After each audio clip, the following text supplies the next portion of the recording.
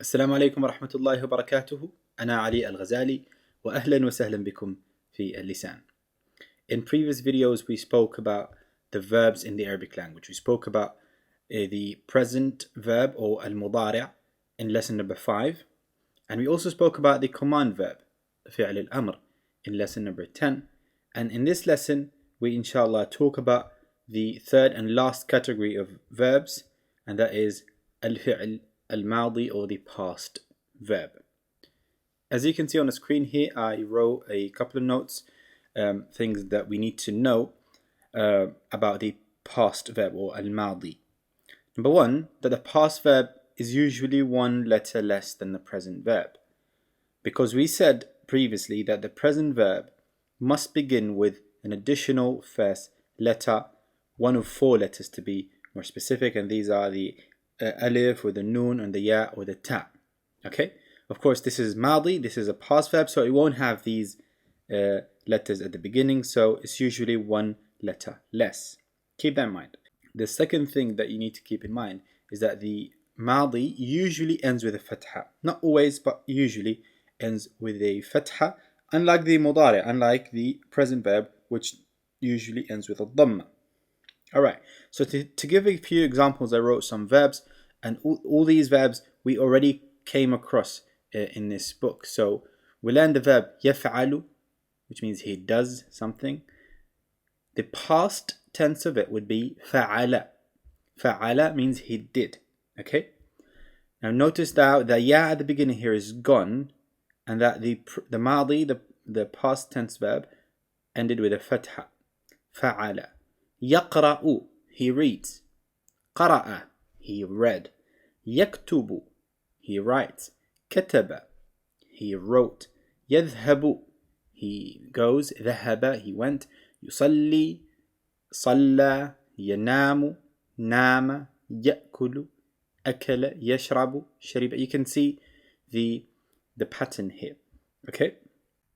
However, when we read about verbs in the Arabic language, we usually read a past verb. We say فعل يفعل, قرأ يقرأ, كتب يكتب, ذهب يذهب, صلى يصلي, نام ينام, أكل يأكل, شرب يشرب. This is how we read verbs. So the madi comes first usually, and then the mudari', and then the command.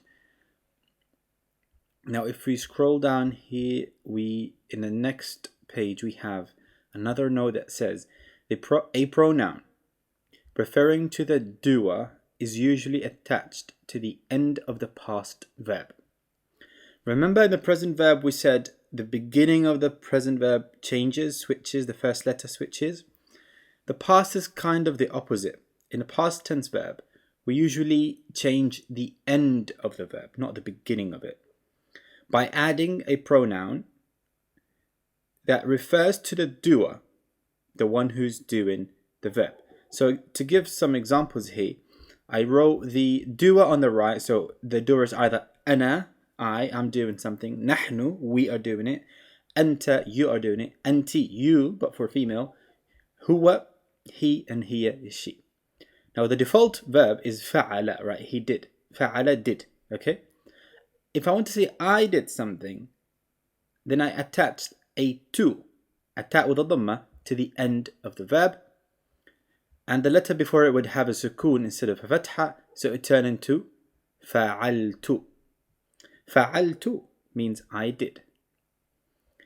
That to here refers or indicates that I did the verb. Okay, I did it. I'm the doer. In the next one it says نحن, so we did something, so I attached a na to the end of the verb, so it would become فعلنا. فعلنا means we did. With أنت, I add ta, just a ta. I say فعلت. So فعلت means you did something. And for أنت, it would be just the t, so it would become فعلتي. You did something, if I'm talking to a female. With هو, I don't add anything. So you can say هو is the default verb, فعل. فعل means he did, okay? And with هي, I add a ta with a sukoon, so it becomes فعلت. She did something. So again, to read them, فعلت, I did. فعلنا, we did. فعلت, you did. فعلتي, you female did. فعل, he did. And فعلت, she did. And you can apply the same to any past verb that you come across. And just for the sake of practice, I collected a bunch of verbs that we went through in this book to practice what we just learned. So here you have either أنا, نحن, أنت, أنتِ, هو, هي, and these are a bunch of verbs. So with أنا, we said you add the to. You say فعلت, I did. قرأت, I read. كتبت, I wrote. ذهبت, I went. نمت, I slept. أكلت, شربت, طلبت. And if it's we, I want to say we did something, we add the na, as we said. فعلنا, قرأنا, كتبنا, ذهبنا, نمنا, أكلنا, شربنا, طلبنا. With أنت, you add the ta. You did, you read, you wrote. فعلت, قرأت, كتبت, ذهبت, نمت, أكلت, and so on. أنتِ, you female did it, so you add the t. فعلتِ, قرأتِ, كتبتِ, ذهبتِ, نمتِ, and so on. With هو, I don't add anything. It's just the verb. So فعل, قرأ, كتب, ذهب, نام, أكل, شرب. And with هي is exactly like هو, but with an added t at the end. Just the ta with the sukun. فعل becomes فعلت. قرأ, قرأت. كتبت, ذهبت, نامت, أكلت, شربت, طلبت, and so on. And you can also practice it this way. You say فعلت, فعلنا, فعلت, فعلتِ, فعل, فعلت. And then move on to the next line. قرأت, قرأنا, قرأت, قرأتِ, قرأ, قرأت, and so on. Just keep practicing these verbs. And you can put the pronoun before it, the doer before it. So you can say أنا كتبت, نحن كتبنا, أنت كتبت, أنتِ كتبتِ, هو كتب, هي كتبت, and so on. Now that you know how the past verb or al-madi works, you can work the past verbs into your conversation. So if just ask yourself, for example, ماذا فعلت اليوم? What did I do today? So you can say استيقظت مبكرا, I woke up early. أكلت, I ate. أكلت الفطور. قرأت القرآن. صليت الظهر. For example, فعلت الواجب, I did my homework. أكلت الغداء. شربت الشاي, and so on.